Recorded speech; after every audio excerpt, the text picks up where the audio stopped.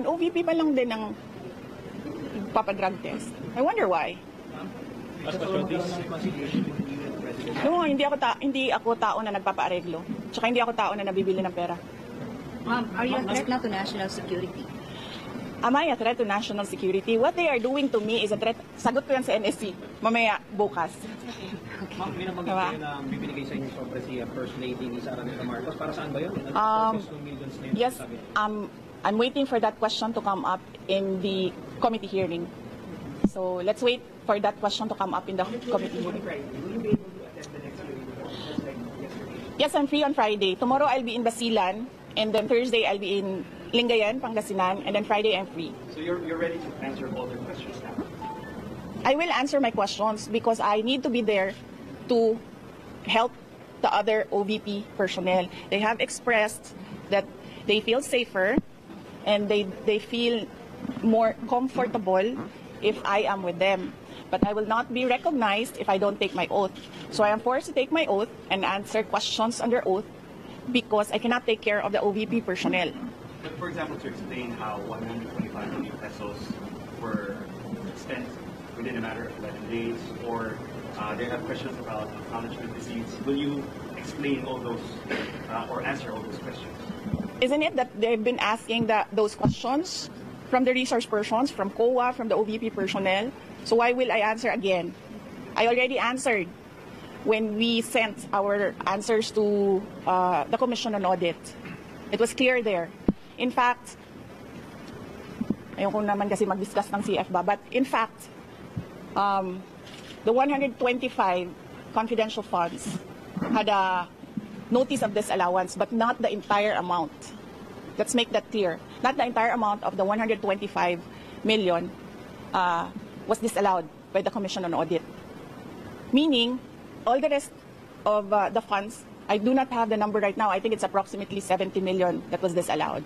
But that is subject to appeal because gusto ko ba sabihin ito sa inyo? Dahil during the discussion, I was telling the lawyer to submit a document. But the lawyer said, no, you know, when lawyers are discussing and they have their own positions, it's really a difficult meeting to do. I said to submit, and then the other lawyer said, do not submit. Eh di lumabas yung disallowance, and then sinabihan ko yung lawyer, sabi ko, tingnan mo, lumabas yung disallowance, sabi ko, sa appeal, ilabas mo yung document. Ma'am, si Colonel Chica and Colonel Nolasco na nabanggit ko naman. Wait lang so tapusin ko lang. And then, so cleared na yon. The first, second, and third quarters, undergoing audit. Merong AOM na sinasagot namin ngayon. Okay? For DepEd, the first and second quarters, may credit notice na yon. Ibig sabihin, cleared na ang buong pera. Diba? Ewan ko lang kung sinasabi ito ng mga congressman. Of course, hindi nila sinasabi, diba? Because they want to present their own narrative. Tapos na yon.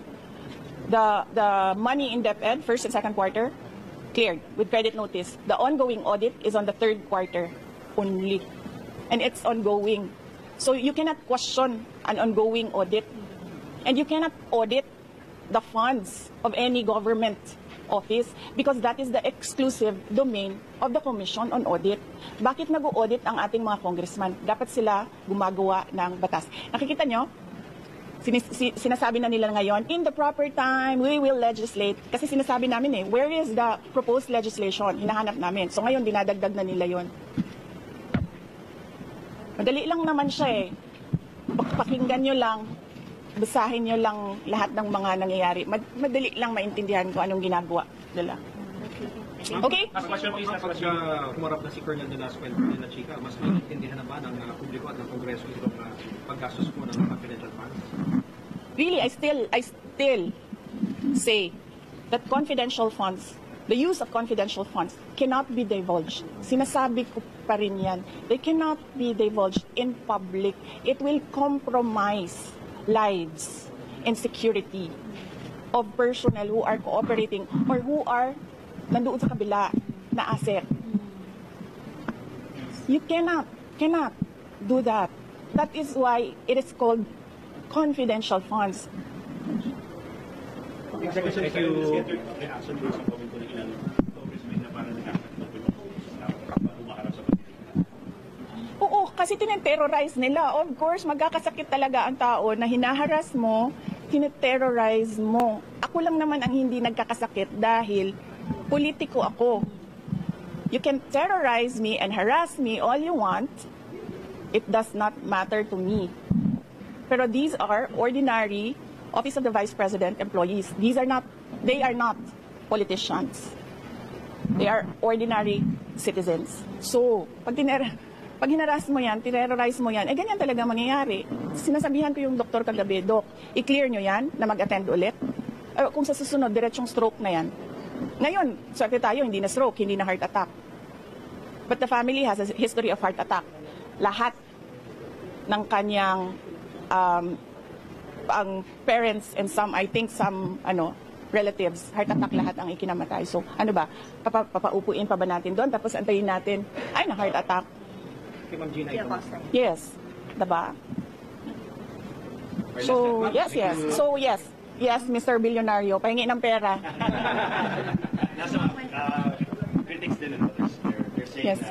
of course you've already said that you're here almost 24/7 because you're concerned about your staff. Yes. Some of your critics say you're here 24/7 because you're afraid they might say something, might divulge something that might incriminate you.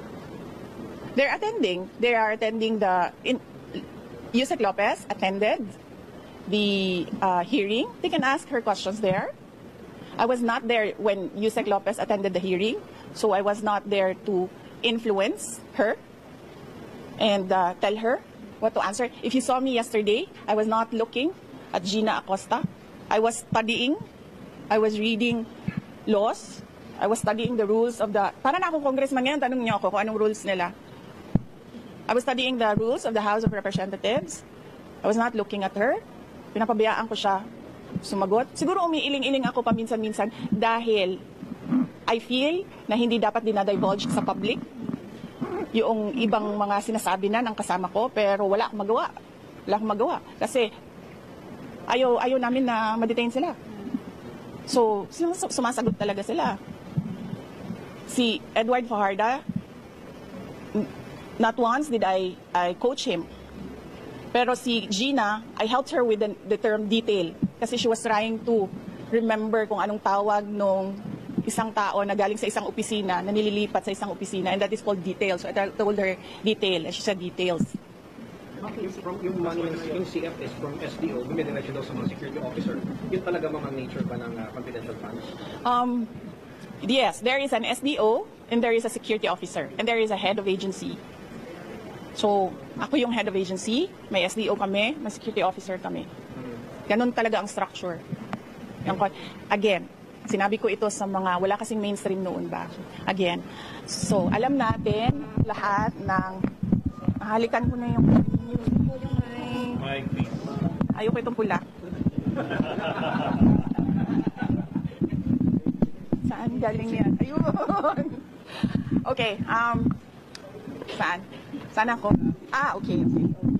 Alam nyo, di ba, meron kayong mga naririnig ng akusasyon ng nakawan dito sa ating gobyerno. Corruption, government. Naririnig nyo ba na millions ang ninanakaw? Hindi, di ba? Ang naririnig nyo, billions ang ninanakaw sa budget natin. Alam nyo, bakit 150 million lang yon? Kasi kinompute yun kung buwan-buwan ano ang gagawin at ano ang i-implement. Napakaliit na amount ang 150 million. So bakit kami magnanakaw ng 150 million? Ang nakawan sa gobyerno, billion, ginamit yun sa trabaho. Bakit 125 plus 500 lang yung sa Office of the Vice President? Kasi kinompute yun. Buwan-buwan. Ang problem sa 125, binigay siya sa amin December na. And the requirement in government offices, you have to utilize money before December 31, before the end of the year. So ang ginawa, lahat ng PEPs, in-implement. Diba? And as I said, government offices disburse millions, billions in a day. Sa DepEd, nagdi-disburse kami. Nagdi-disburse. Pumipirma kami ng cheque. multi-million.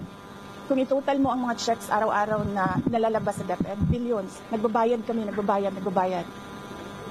So, bakit nila kine-question yung pagbabayad ng millions in day? And that is, part of work of government offices to disperse money every day and pay obligations. Ginamit yun sa trabaho. Pinipilit lang talaga. Dalawa na ang maro ko. Si Marisol at si GC. Tama na. Anong oras na? Oo, kasi alauna na, and I have to be back tonight. Ayaw nila ng gabi.